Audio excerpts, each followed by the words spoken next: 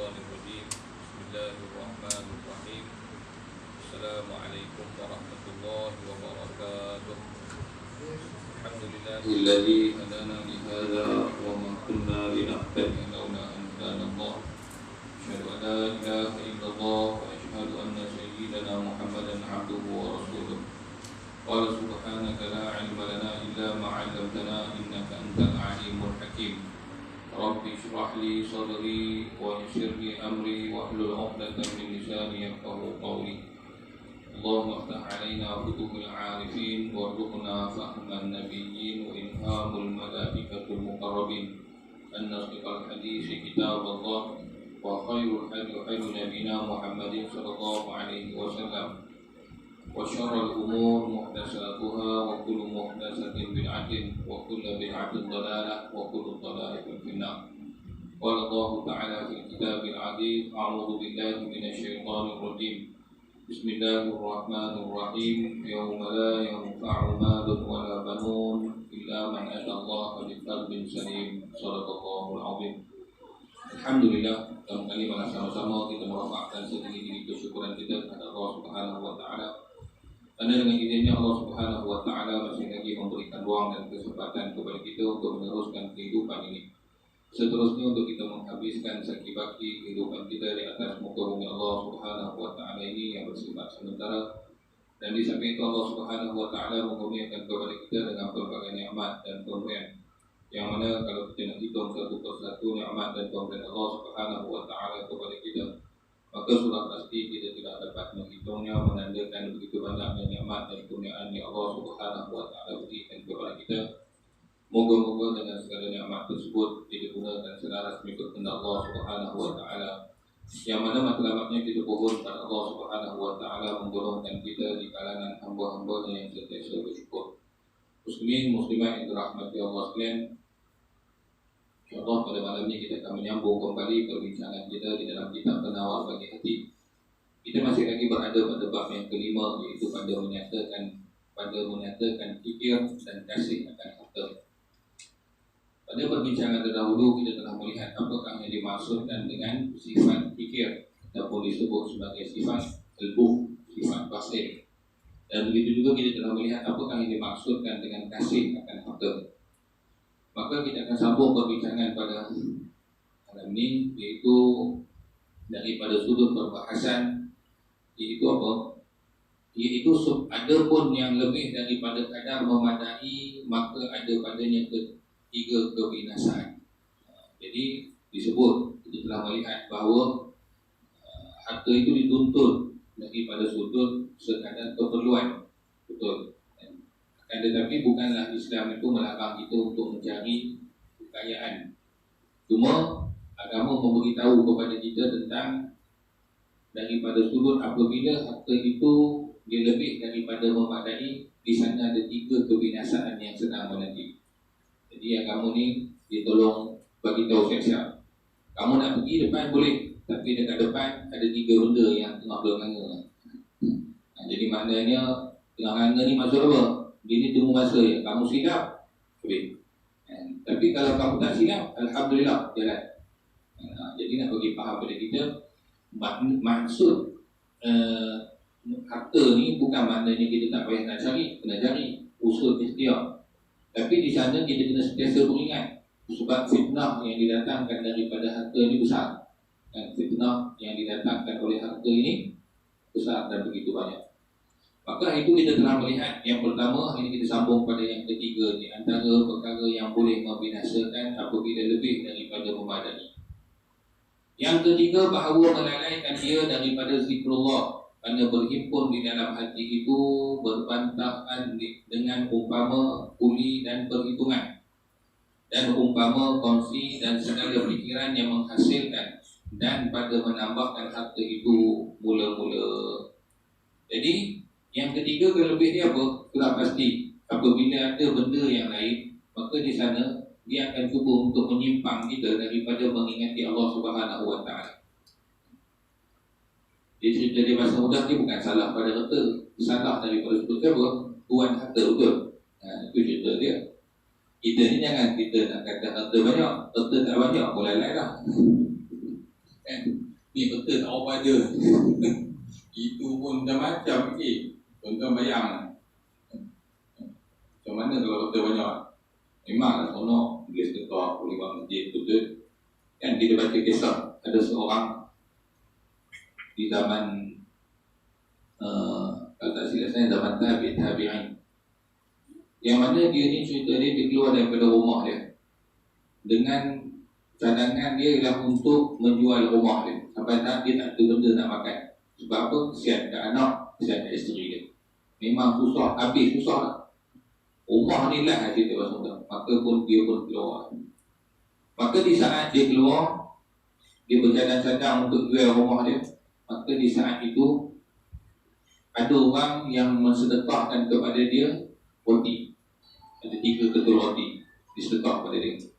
Maka dia pun menerima sedekah tersebut dan dia bercadang untuk balik memberikan kepada anak dan isteri dia roti tadi. Sebab dah lama tak makan, tak ada benda nak makan. Tapi dalam hati itu, tak apalah lepas makan roti ni jual rumah. Rasa mudahnya, itu dia jalan yang ada. Di saat dia berjalan-jalan nak balik rumah, dia melihat ada seorang wanita dan seorang anak kecil yang juga meminta kepada dia roti. Kerana apa? Kerana dah lama dia pun nak makan. Allahu Akbar. Di saat dia juga perlu ni, ada orang lagi, wanita dan seorang anak kecil, anak yatim, minta pada dia berikanlah kepada kami, sesungguhnya kami lama dah tak makan. Maka di saat itu apa? Dia tidak ada pilihan lain kerana melihat daripada sudut bahawa keutamaan orang yang minta itu lebih daripada dia. Maka di saat itu dia beri roti yang dia dapat 3 ketul tadi, dia bagi kepada wanita dan anak kecil tadi. Lalu apa ada pada dia? Tempat dalam. Maka dia pun duduk tersandar dekat dinding sebelum nak balik rumah. Apa pun dia nak bawa tak ada. Dia pun fikir-fikir kena jual juga rumah ni, tak ada jalan. Maka di saat dia sandar badan dia, maka ketika itu datang seorang sahabat dia. Ya, datang seorang sahabat dia. Wahai sahabat, kenapa kamu tak balik? Di rumah kamu tu ada orang hartawan daripada negeri Syam datang pada kamu, rumah kamu. Dia membawa begitu banyak harta. Dia kata dia ni dulu kawan ayah kamu, rakan kongsi ayah kamu. Tapi dulu waktu dia berniaga kat negeri ni dia bankrupt, lalu dia lari. Sebab dia malu, dia tak nak bayar kat ayah kamu. Kali ni dia balik, dia bawa semua harta dia nak bagi ke kamu dengan harapan kau maafkan semua dan halalkan balik apa yang telah dilakukan terhadap ayah dia. Rupa-rupanya ada darah dulu. Ayah dia, ayah lelaki yang tersandar tadi, yang cadang nak biar rumah tadi, ada rakan kongsi waktu tu nak berniaga. Maka bila ayah kawan ni bagi modal, kawan ni berniaga bankrupt. Bila bankrupt, dia malu tak tahu tak muka mana, lalu dia lari tinggalkan negeri tersebut. Bertahun-tahun selepas pada tu dia balik, bawa dengan harta-harta balik, dia nak bagi semua balik kat waris dia. Pasal apa dia kata? Dengan harapan moga-moga kau boleh maafkan aku, halalkan semua yang telah aku buat pada ayah kamu dulu. Ibu-ibu jadi kali. Maka hiduplah lelaki yang kata miskin tadi itu dalam kekayaan, sedekah, bagi, pemurah, apa semua kita. Cuma ditakdirkan oleh Allah Subhanahu Wa Taala. Ada satu malam bila dia tidur, dia duduk di depan mahkamah Allah Subhanahu Wa Taala. Dia mimpi dia berada di mahkamah Allah Subhanahu Wa Taala. Bila dia hari akhirat. Ni mimpi dia. Maka bila Allah Taala panggil dia timbang amalan dia, maka timbang semua amalan dia, sedekah, puasa, zakat, apa semua. Rupa-rupanya amalan dia sedekah sepanjang dia jadi kaya, satu pun tidak memberikan keberatan kepada timbangan dia. Tak jadi amal soleh. Sedangkan orang ni dia sedekah, bagi berlaku, bagi derma, apa semua, bagi. Sehingga di saat tu dia pening pada fikir, ya Allah, bukankah aku telah lakukan semua perkara yang kau tuntut? Aku gunakan harta aku untuk infak ke jalanmu, aku guna harta aku untuk sedekah. Maka di saat itu, dalam mimpi tersebut, ketika itu Allah Ta'ala kata, adakah lagi amalan hamba ni yang baik? Allah Ta'ala umum, ada tak lagi amalan hamba ni yang baik? Ni, timbang tak berat, amalan baik, tak banyak mana.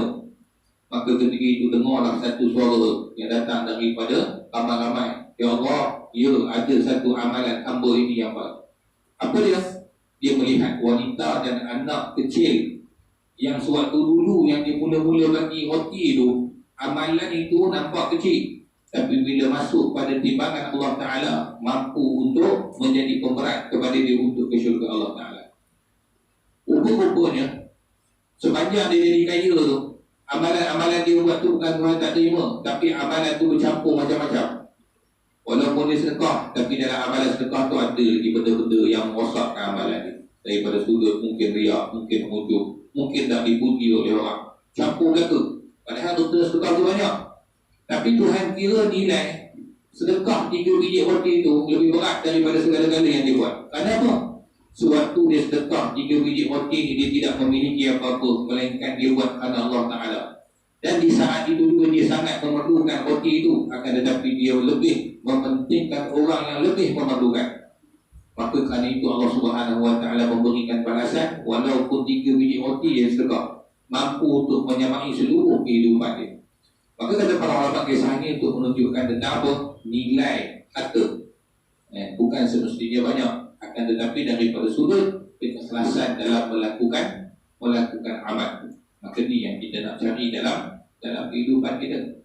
Jadi kita sebut tadi itu pasal apa? Nak bagi faham pada kita daripada sudut lalai tu kan.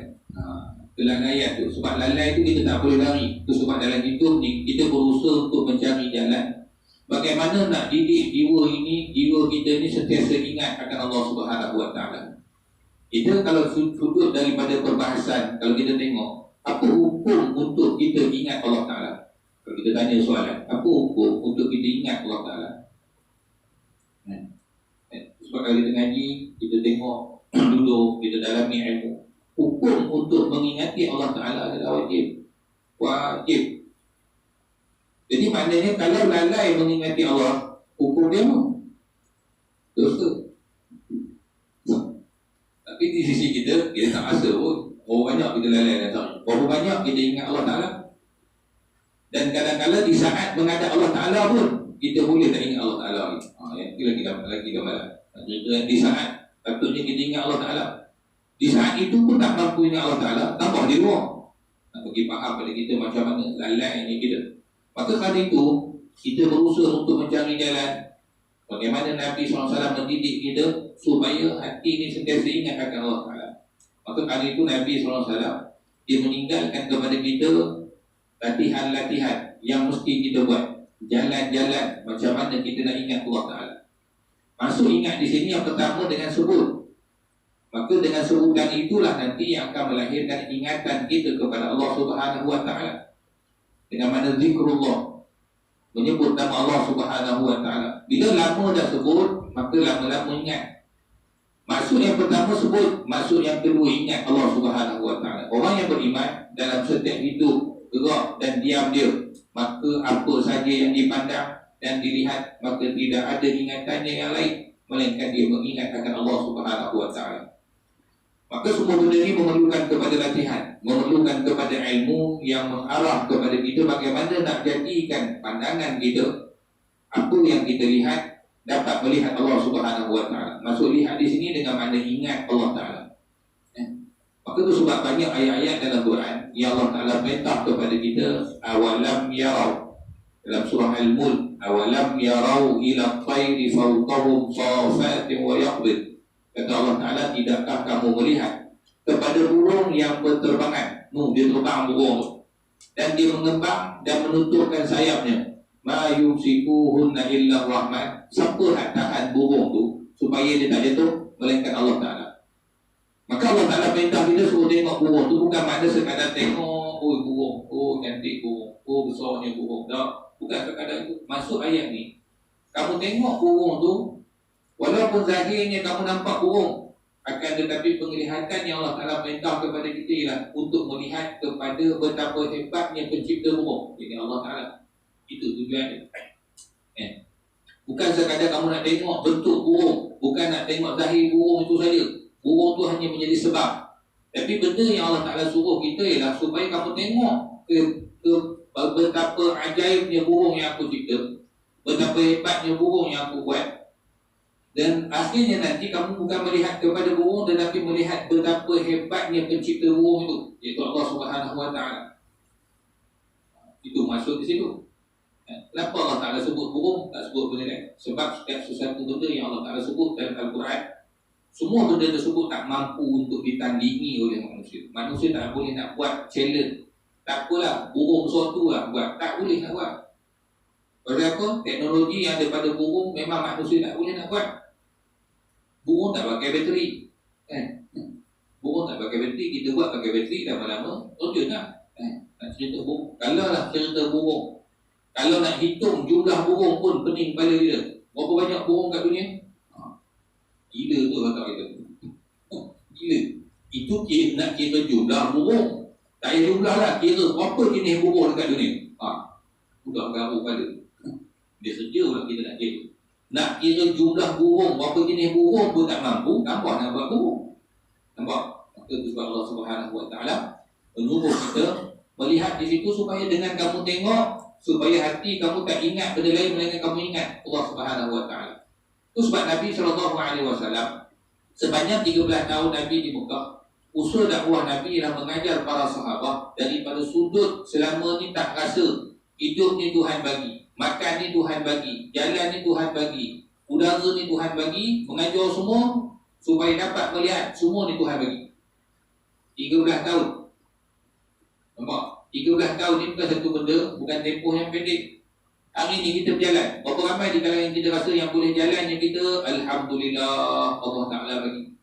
Ni sampai kita rumah Allah Ta'ala malam ni, ramai di kalangan kita yang bersyukur, terima kasih ya Allah, kau sampaikan aku juga rumahmu hari ni ya Allah.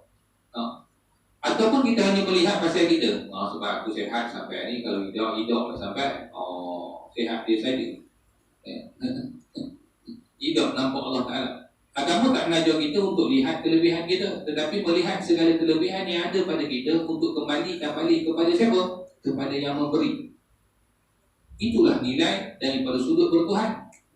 Bukan memandang kepada kelebihan diri, tetapi mengembalikan balik segala kelebihan yang ada pada diri kepada yang telah memberi. Iaitu siapa? Allah Ta'ala. Maka kerana itu dipuji, Alhamdulillah, segala puji bagi Allah Ta'ala, bukan aku. Maka daripada sudut itulah dia dilatih, dididik, maka tidak ada sesuatu pun yang kita pandang terhadap kita, melainkan semuanya dikembalikan balik kepada siapa? Kepada Allah Subhanahu Wa Taala. Maka itu sebab Nabi SAW meninggalkan kepada kita doa-doa harian yang mungkin kita nampak remeh ataupun yang mungkin kita nampak kecil, tetapi sebenarnya besar dalam nilai peribadatan kita besar.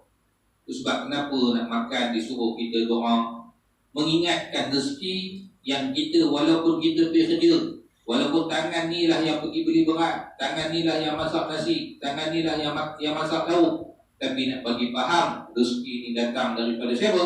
Allah Subhanahu Wa Taala. Udah makan bukan sekadar sedap dan gosok perut, tapi puji Allah Ta'ala, Alhamdulillahilladzi at'amana. Segala puji bagi Allah Ta'ala yang telah memberikan kami makan. Nampak kita tak? Tak nampak lagi. Maknanya baca doa tadi langsung apa pun tak ada kita. Semua yang bagi siapa? Allah Ta'ala. Sampailah benda-benda hak paling halus dan paling kecil masuk tandas sekalipun.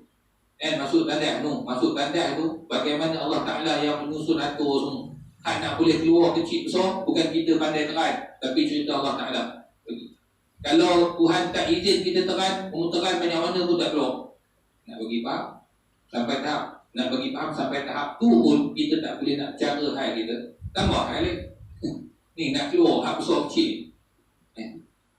Dengan izin Allah Ta'ala. Kalau Tuhan tak izin, tidak keluar. Besar belakang lah. Itu sebab ada orang dia tak boleh keluar tebuk pakai paip ni. Kalau pandai sangat keluar, tak boleh nak keluar tuan-tuan. Maka bila kita sentiasa ingat akan benda tersebut, maka semua itu pemberian daripada siapa? Daripada Allah Ta'ala. Jadi kerana itu dia sebut di sini, iaitu antara kebinasaan yang ketiga itu melalaikan daripada zikrullah, mengingati Allah Subhanahu Wa Ta'ala. Sebab apabila melebihi daripada kadar memadai, maka banyak lagi akal yang dia untuk fikir benda ni. Dia banyak lagi benda nak fikir. Sama tak orang yang sedikit harta dengan orang yang banyak harta? Mana boleh sama? Betul? Orang yang sikit, pemikiran dia sedikit, dia tak akan fikir lebih-lebih. Itu sekadar kalau nak perangan boleh lah. Tapi cerita dia akan fikir sekadar hak dia mampu lah. Contoh macam kita, gaji, contohlah kata 1,000, 2,000, 3,000 itulah gaji. Oh nak terfikir, nak pakai mesin, nak pakai BMW? Tak ada lah. Memang tahu memang tak boleh beli kalau gaji tu 3,000. Kita tak fikir BMW. Betul? Kita fikir apa? Proton Saga ke Azia. Okey lah, standard level kita. Nampak pemikiran kat situ. Tapi kalau ada orang yang kata dia mungkin 10,000 juta, agak-agak dia fikir macam mana? Dia fikir Azia. Dia takkan fikir Azia tu. Dia takkan fikir Proton Saga. Dia fikir apa? Mesti hal lebih pada tu. Itu daripada sudut kehendak dia, daripada sudut contoh kita sebut tadi. Itu betul benda lain. Nampak? Maka lagi banyak benda, lagi banyak betul, maka lagi panjang akal dia. Maka bila makin panjang akal dia, maka di saat itulah makin banyak halangan-halangan dia untuk ingat akan Allah Ta'ala. Yang itu ulama begitu saja. Itu sebab kalau kita tengok dalam sejarah dahulu, para alim ulama dan para awliya dahulu, mereka bukan tidak boleh mendapatkan kekayaan. Kalau kita fikir, kita baca sejarah mereka ni hebat dah, ni orang soleh, sembahyang apa semua. Kalau kita kata kalau dia ambil kekayaan apa, mereka ni selamat dah. Bahasa mudahnya. Kenapa? Sebab dengan kealiman, dengan soleh, dengan ibadah ni kuat. Kalau dia ambil pun kita rasa tak ada masalah. Tapi kenapa mereka tak ambil? Itu persoalan dia. Kenapa mereka tak ambil? Sedangkan di saat tu, kalau kita baca mereka ni, kalau dia ambil pun tak ada masalah pada mereka. Tapi di saat itu pun mereka mengelakkan diri daripada melebihi daripada kadar yang sepatutnya. Pasal apa? Sebab kebinasaan ni. Sebab kebinasaan yang tunggu. Sebab kebinasaan ni dia takkan lepaskan seseorang, melainkan dia akan membinasakan. Jadi kerana itulah tuan yang dirahmati Allah sekalian. Daripada sudut apa disebut di sini tadi? Sebab kebinasaan itu. Yang terutamanya daripada melalaikan diri daripada mengingati Allah Ta'ala. Maksud lalai ni bukan sekadar ketaatan. Mungkin lalai selama ni dari waktu susah, setiap masa ketika ingat Allah Ta'ala. Waktu senang, lain kita. Sebab ujian ni macam-macam. Sebab ujian dalam hidup kita di atas muka bumi ni bukan sekadar susah itu nama ujian, akan tetapi kesenangan itu juga adalah ujian. Bahkan para sahabat menyatakan bahawa ujian kesenangan itu lebih sukar untuk dihadapi berbanding dengan ujian kesusahan. Ujian waktu susah ni, kata sahabat, mudah kami nak habuk. Tapi ujian, bila Tuhan uji kami dengan kesenangan, terlalu sukar untuk kami habuk. Ujian sakit dan ujian kesihatan. Ujian juga sehat dan sakit, dua ujian. Tapi kita nampak ujian sakit itu saja ujian, sehat tu tak nampak ujian. Tapi sebenarnya sehat itu juga satu ujian. Allah Ta'ala tengok apa yang kamu buat dengan nikmat sehat aku bagi pada kamu. Makin sehat aku beri pada kamu, makin taat ke kamu, ataupun makin jauh kamu dengan aku. Pula ke Tuhan. Makin sehat aku bagi kamu, hidup panjang, umur panjang, hidup sakit. Apa yang kamu buat dengan nikmat sehat? Itulah juga dengan ujian sakit. Allah Ta'ala uji kita sakit. Maka itu sebab nak bagi faham pada kita, ini di antara perkara-perkara. Kemudian pada memeliharanya, kemudian pada mengeluarkannya. Jadi dah harta banyak ni, antara cabaran dia apa? Yang pertama nak jaga harta tu supaya jangan hilang. Ini nak kena fikir lah. Simpan kat mana selamat? Harta tak ada, pintu rumah tak kunci pun tak risau. Tapi mula harta dah ada, kunci pun risau. Belum ni duit ada lebih kurang, pintu tak pernah kunci pun, siapa pun tak heran, hati tak pernah susah pun. Ikut rumah nak masuk-masuk, bukan ada apa yang rumah tu. Okay? Start, ada sikit lah, kunci lah tu, bangun balik tinggal, ada kunci tu belum, risau. Sifat tu akan ada, dia akan ada. Tu kata nafsu ni, dia akan main, dia akan cuba kot mana pun, dia akan. Tu kata maknanya kita ni bukan berhadapan daripada satu benda. Dah bila ada ni, dia akan pusing. Nafsu cara nafsu, setan cara setan, manusia cara manusia, dunia cara dunia. Dia cuba juga nak pusing kita kot mana pun, bagi banyak fikir ke dia daripada fikir ke Allah Ta'ala. Dia akan jadi, dia akan jadi, bukan kata jadi, bukan jadi. Jangan kata benda banyak lah, kita sikit mungkin ada belajar lebih dia bulan tu. Itu pun kita boleh tengok dah macam mana. Jangan kata berlebih. Belanja bulan tu lebih sikit, contoh bulan tu ada lebih 500 ya kata. Oh, 500 tu boleh. Itu boleh main kuning. Macam-macam ada lah benda nak bagi. Daripada benda tak pernah fikir jadi pernah fikir. Dia sibuk. Dia hala benda tersebut. Kemudian daripada sudut mengeluarkannya, mudah simpan, kemudian cara nak keluar. Jadi benda ni yang kalau kita tengok, kalau sekadar memadai, dia nak fikir tak benda ni? Tak fikir pun dah madai. Hari ni belanja, habis. Hari ni belanja, habis. Daripada sudut benda. Itu sebab dahulu, daripada sudut konteks harta ni tuan-tuan, kalau kita baca dalam sejarah, harta ni konsep dia dari sudut, dia bukan untuk disimpan, dibelanjakan. Ada orang tu dah tak simpan esok masa tua pun. Tak, masa konteks harta ni, dia simpan dia, habis belanja. Belanja tu belanja pada keperluan, bukan menabur. Benda yang dibelanja. Lebih infak. Belanja infak. Maka tu yang dilakukan oleh Nabi dan para sahabat dahulu. Sebab satu ketika Sayyidatina Aisyah radhiyallahu anha diberikan kepada dia 3,000 dirham. 3,000 dirham ni tuan-tuan bukan 3,000 ringgit. Dirham ni tinggi nilai dirham. Kalau kita ambil 3,000 pun bahasa mudah okeylah nak buat contoh. Apa dia buat? Dia dapat dia 3,000, orang bagi pada dia 3,000. Apa dia buat? Dia terus bagi satu bagi. Sehinggalah habis betul tersebut. Maka kata pembantu Sayyidina Aisyah, wahai ummahatul mukminin, kalau engkau taruh sikit daripada 3,000 tu sikit untuk kamu, boleh aku beli daging habuan untuk kamu buka puasa. Rupanya hari itu Sayyidina Aisyah berpuasa.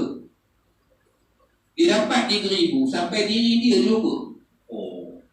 Kita dapat 3,000, kita dulu hak lebih baru kita bagi orang. Aku berapa dulu? Okey, aku 2,500. 500 ambil yang mana? 2,500 lah kita. Tapi bagaimana ummahatul mukminin dapat bagi sampai habuan diri dia lupa. Bagi tu bagi habis pun. Konteks betul kan. Itu sebab kita kata dalam bab ni di iman. Dia tak boleh nak fikir yang ni. Kalau fikir yang ni habis. Pakai tak boleh nak fikir. Tapi apa yang ada pada kita tak? Dia cerita bab rezeki itu sebab rezeki ni satu benda yang sukar untuk kita nak terjemahkan dengan perkataan. Maka itu sebab konsep Islam tu satu benda lagi kita sedekahkan harta, lagi kita infakkan harta, lagi akan bertambah. Dah bagi macam mana nak tambah? Akal akan kata gitu. Tapi konteks agama mengajar kepada kita, itulah pertambahan harta. Sama ada pertambahan itu akan berlaku daripada sudut zahir harta, ataupun pertambahan itu akan berlaku daripada konteks keberkatan harta. Ini benda yang dua-dua bertambah. Tapi benda yang lebih besar ialah keberkatan harta. Sebab keberkatan harta ni tuan-tuan, dia sikit tapi cukup. Hati orang pening kepala, macam mana sikit boleh cukup, banyak tidak cukup. Ini kaedah dalam agama disuruh kita untuk mencari barakah, keberkatan. Harta nak berkat, umur nak berkat. Umur dia pendek tapi berkat. Memanglah nak panjang, tapi daripada sudut kata Nabi, orang yang terbaik itu panjangnya umurnya dan baik amalannya. Dan orang yang buruk itu ialah panjangnya umurnya tetapi buruk amalannya. Kalau panjang umur, baik amalan, bagus orang tersebut. Tetapi cerita dia keberkatan umur ni, dia pendek, walaupun pendek, tapi keberkatan Tuhan bagi pada dia. Macam kisah Imam Nawawi. Imam Nawawi ini kalau kita baca dalam sejarah, dalam kitab hadis 40, Imam Nawawi ini usia dia hidup, dia meninggal umur 40 tahun. Kata riwayat kata 43 tahun. 42 tahun, itulah umur dia 40-an. Ini Imam Nawawi. Sibuknya dia dalam mendalami ilmu dan mengajar ilmu dan menulis kitab sampai lupa nak kahwin. Hebat benda ni. Tak teringat nak kahwin. Sehinggalah Allah Ta'ala ambil nyawa dia ketika usia dia 40-an. Maka bila dia meninggal dunia, maka segala buku-buku dia tulis himpun oleh anak murid dia. Himpun, berkam. Maka ketika itu datanglah semua pembesar-besar ulama datang. Ulama-ulama yang besar semua datang. Tengok buku Imam Nawawi. Lalu apa kata mereka? Kalaulah diberikan masa kepada kami untuk menulis sebanyak ni kitab yang telah ditulis oleh Imam Nawawi ni, kami memerlukan masa selama 100 tahun. Ulama besar ni, bila tengok kitab tu, dia punya banyak kitab Imam Nawawi. Kalau banyak ni, kalau suruh kami tulis, kami kena hidup 100 tahun. Kami boleh tulis banyak ni kitab. Tapi Imam Nawawi hidup berapa tahun? 40 tahun. Dia boleh tulis macam orang hidup 100 tahun. Itu dikatakan keberkatan umur. umurnya macam pendek, tapi berkatnya seolah-olah macam hidup 100 tahun. Maka begitulah juga dengan harta. Sikit harta tapi mencukupi dan memadai. Tak pening pada kan? Dulu waktu zaman saya duduk Kedah dulu, ngaji Kedah, tengok pakcik-pakcik tu buat bendang tu kan. Bukanlah banyak mana pun bendang, tapi cerita bendang. Tapi cerita kita fikir, tanya, anak sekolah mesti 2 orang, sekolah menengah lagi. Gini tengok kita fikir kat mana dia ambil duit. Tapi cerita dia apa tuan-tuan? Cerita yang pertama, keberkatan. Di saat itu baru kita dapat tengok, rupanya nilai berkat macam ni pun. Maka kali itu disebut tentang daripada sudut apabila banyak melebihi daripada kadar memadai, maka di situ dikata apa, banyak kemudian pada mengeluarkannya sekalian yang tersebut menghitamkan dia akan hati dan menghilangkan dia akan jernihnya. Jadi betul lah, dah banyak fikir semua ke arah macam mana nak jaga harta, macam mana nak betul belaka. Maka saat tu bila nak ingat Allah Ta'ala, maka hati itu mula akan jadi hitam dan hilang kejernihan hati tersebut, dan melalaikan ia daripada zikrullah, seperti mana firman Allah Ta'ala, a'udzu billahi minasyaitonir rajim, alhaakumut takatsur hatta zurtumul maqabir. Artinya melalaikan akan kamu daripada mengerjakan amal ibadah oleh bermegah-megah dengan harta dan anak dan lainnya hingga ziarah kamu akan perkuburan. Sudah kubur dah cerita dia. Sibuk kena dengan harta, buka mata, dah kubur habis kan.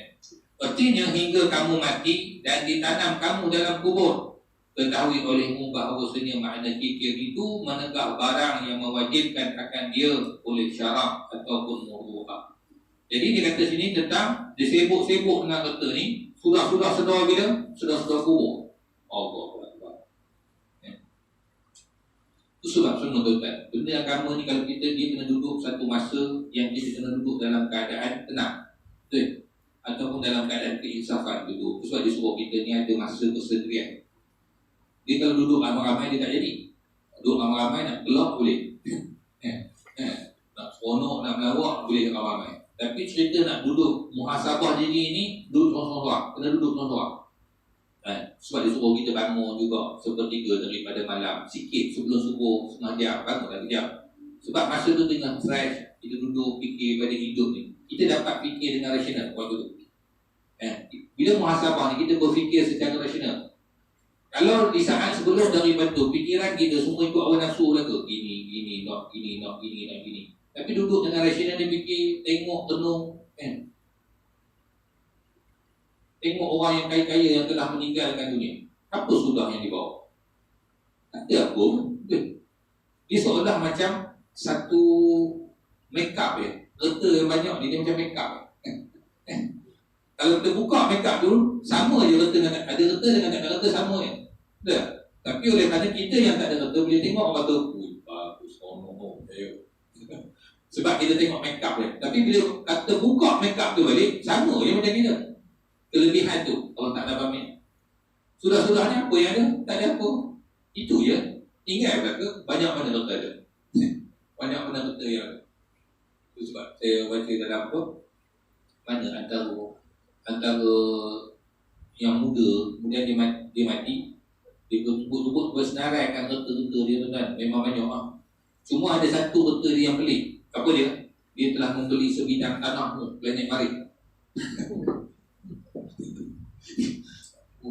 Tuan-tuan kan, dia ada kerana dia main tu kita baca dia betul kan, dia siap. Mungkin dia pun tak tengok tanah dia cuma dia beli, dia bersukat untuk dia punya satelit tu, tanah dekat planet Marikh. Sampai tak betul saya reta tuan-tuan beli bukan 2-3 rupang tu. Dia dapat gerai tu planet Marikh tu. Nak pergi pun juta tak nak pergi. Maknanya kalau dia beli dekat, kalau harga tu, kalau beli tanah kat bumi ni, boleh dapat 2-3 biji pulau. Tapi sudahnya, yang hebat-hebat kamu orang tak boleh buat pun. Jadi tanah tu kamu buat apa? Tak boleh buat apa kat dia tadi. Apa tak boleh buat. Nampak? Jadi maknanya, tu sebab dia kata, harta tu menipu je. Nipu je. Cerita dia menipu dan mengaburi dan melalaikan, sifat dia melalaikan. Itu sebab kita kata bahasa mudahnya. Ya, itu sebab kata saya banyak, betul. Duit ni dia tak boleh beli segala-galanya. Betul? Allah Ta'ala ni dia maha kaya. Dia bagi semua benda pada manusia, tapi kemuncak setiap sesuatu perkara semua dia pegang. Dia bagi, kamu nak apa dia bagi. Kamu nak usaha apa buat. Tapi cerita dia kemuncak kepada setiap sesuatu perkara tu dia pegang satu-satu, semua dia pegang. Sebab nak tunjukkan kamu takkan boleh challenge Allah Ta'ala. Kamu duit banyak, betul? Duit banyak, apa kamu boleh buat? Kamu boleh beli makan. Belilah makan apa yang kamu nak. Kamu nak makan apa? Gajah bakar, beli gajah, makan bakar. Dah kamu kaya, pergi beli kambing kecil. Beli gajah, gajah besar sikit makan. Dah, makan kamu sama je macam orang besar. Sepinggan juga, tidak pun makan 4 talam. Pasal apa ni? Makan 4 talam ni, pasal aku kaya. Tak boleh nak isi tuan-tuan. Lebih kuat 3-4 pinggan je. Itu pun kalau boleh makan. Saya silap, kaya pun tak boleh makan. Tapi Allah Ta'ala kata betul, kamu boleh beli benda makan, tapi kamu tak boleh beli selera makan. Betul, selera makan kamu tak boleh beli. Allah Ta'ala pegang selera makan. Hak dia bagi. Ada ketika kita berselera nak makan, ada ketika kita tak berselera nak makan. Tuhan bagi kita demam, masuk apa pun tak masuk, manis pun tak masuk, masin pun tidak. Tak boleh rasa apa, macam tak makan apa-apa. Makanlah kalau nak makan. Tak makan kita. Pasal apa? Tak ada selera. Sebab selera milik Allah Ta'ala. Kamu ada duit, kamu boleh beli ubat mahal-mahal. Orang miskin tak boleh beli ubat. Beli ubat sebiji, 1 kapsul harga juta. Tu dia ubat juta kapsul. Kita RM10 pun berapa kepala nak beli kalau sebiji. Dia juta. Apalah nak ubat tu. Betul, kamu boleh beli. Tapi kamu tak boleh beli kesembuhan. Sebab kesembuhan milik Allah Ta'ala. Allah, sembuh milik Tuhan, bukan. Sembuh bukan baca, sembuh bukan ubat. Ubat hanya sebab, tapi yang penyembuh Allah Ta'ala. Betul. Kamu duit banyak, apa lagi kamu boleh buat? Kamu boleh beli tilam hebat-hebat tidur. Sekali kamu tidur baring, jangan kata kepala tenggelam, badan-badan pun tenggelam. Sedapnya tilam. Belilah 3-4 lai tilam, rumah pun tidur. Betul. Tapi cerita dia kamu tak boleh beli nyenyak tidur. Nyenyak Allah Ta'ala bagi. Ada orang tidur atas tilam tebal pun dia tak boleh nak tidur. Sebab kejap cerit. Baik, kita tak ada tilam pun tidur, duduk boleh tak? Nampak ada tilam. Alhamdulillah. Nak bagi faham pada kita, Allah Ta'ala pegang. Ujung tu Allah Ta'ala pegang. Kamu suah kata hebat mana tak? Kalau aku tak bagi kamu tidur, kamu tak ada tidur. Tebal tilam pun, tebal lah macam mana pun kamu tak boleh buat. Jadi nak bagi faham pada kita, bila kita tengok ke arah tu dan kita bila muhasabah, maka di saat itu jadi apa?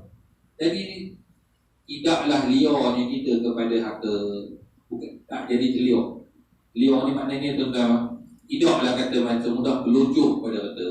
Maka di saat itu boleh mendidik jiwa untuk sentiasa qanaah. Qanaahnya tuan-tuan, memadai dengan apa yang ada. Kerja tetap kerja, Tuhan bagi, alhamdulillah. Nampak? Dia akan jadi tenang. Kita nak cari tenang tu yang banyak kita sebab jadi apa? Jadi tak tenang. Tengok orang senang, kita yang tak tenang. Tak jadi begini buat kerja ni, aku pun kena kerja juga. Kita nak challenge, nak lumba juga orang daripada sudut teta tadi tu. Yelah, diusaha-usaha. Betul. Kita disuruh untuk bekerja, tetapi bukan sampai memenatkan jiwa kita. Ini kerja sampai penat jiwa dan penat badan. Bukan dia. Kerja daripada pagi sampai ke malam. Tu bila masa kita nak tumpu daripada sudut nak ibadah, dah balik udah letih. Bila masa nak baca Quran, bila masa nak berzikir. Jadi banyak benda yang kita habis. Maka sekadar memadai kerja macam orang biasa. Tapi benda yang lebih penting ialah mencari keberkatan dalam bab rezeki yang kita cari. Kemudian dia sebut di situ, ketahui olehmu bahawasanya makna kikir itu menegah barang yang mewajibkan akan dia oleh syarak atau murah. Yang pertama seperti zakat dan nafkah isteri. Jadi maksud Kikir bakhil ni apa? Dia menegak sesuatu benda yang diwajib ke atas diri dia. Wajib atas diri dia apa contoh? Zakat. Tidak bayar zakat. Yang tu kata orang bakhil. Sebut asal bakhil tu kat situ. Sebab benda yang Tuhan wajib, lalu dia tak keluarkan benda tersebut. Maka yang tu nama dia bakhil dan namanya kikir. Daripada sudut syarahnya begitu. Ataupun daripada sudut nafkah isteri. Nafkah isteri apa? Kewajipan yang wajib kita beri pada isteri. Nafkah, belanja dia. Apa belanja? Keperluan yang dia perlu. Benda-benda yang menjadi keperluan, maka hukum dia adalah wajib ke atas suami untuk keluarkan nafkah tersebut. Nafkah. Jadi benda nafkah ni, belanja dia belanja berapa bagi? Bagilah. Sekadar daripada sudut keperluan dia, bukan kehendak dia, keperluan. Yang kata nafkah ni keperluan. Kehendak dia nak kita, dia nak kereta speedy, kita pakai motor, mana boleh. Kehendak. Itu sebab bila kata nafkah ni, suami tak beri pada isteri. Contoh, suami tak beri pada isteri nafkah, sepatut dia bagi. Di situ ulama bahas, isteri boleh ambil ketika itu ambil serta kadar nafkah tadi, tanpa mengintai dia. Hidup dia bagi, tak bagi. Nak beli baju pun tak ada.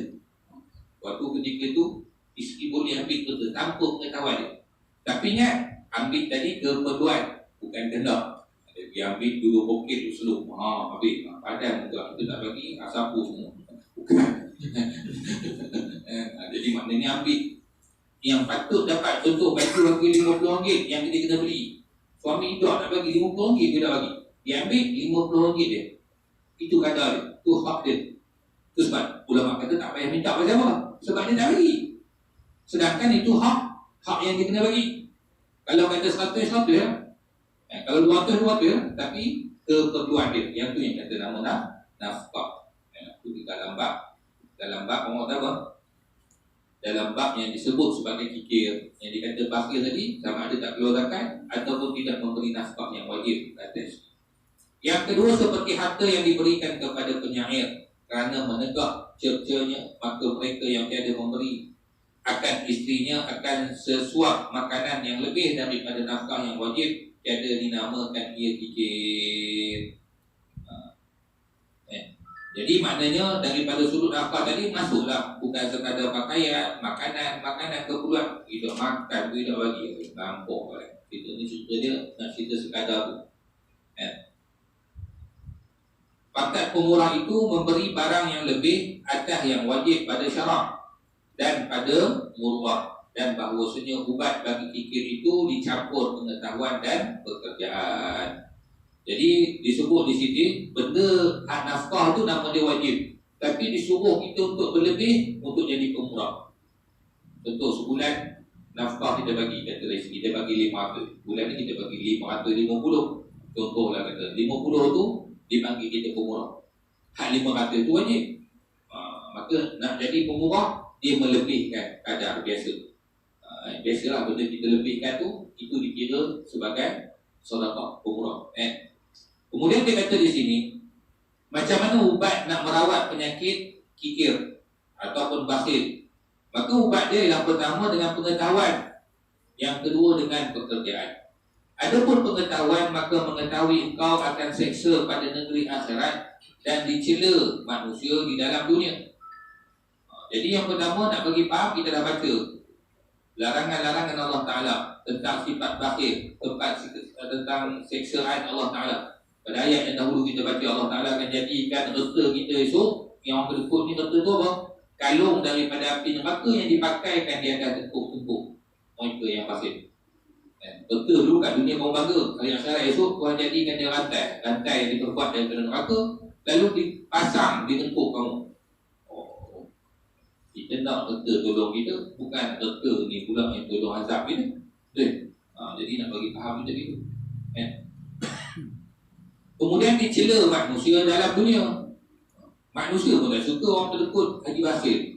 Cerita Piramli, sampai hari ni orang tak suka Haji Bakhil. Itu tak berlaku. Kalau betul ke dia nak. Watak tu orang tak suka, sebut Haji Bakhil, orang tak mau. Mana manusia cela. Dan mengetahui engkau akan bahawasanya harta itu tiada bersama dengan dikau di dalam kubur. Yang kedua nak bagi faham peta kita ni esok bila kita mati dia takkan masuk sama-sama dengan kita. Bila kita kena balik betul.